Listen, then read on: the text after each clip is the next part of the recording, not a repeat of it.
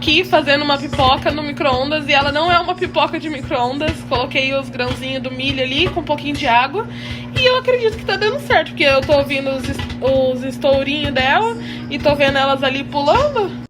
Olha, gente, deu super certo. Eu não usei óleo, só coloquei esse milho de pipoca aqui no pote. Aí coloquei um pouquinho de água, sem cobrir, só molhei elas mesmo. E coloquei no micro-ondas por 4 minutos. E esse foi o resultado, gente. Deu muita, gente. Não imaginei que ia dar tanta pipoca.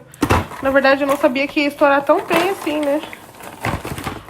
Tá quente. Gente, eu usei o pote com a tampa assim, ó. Tem um furinho.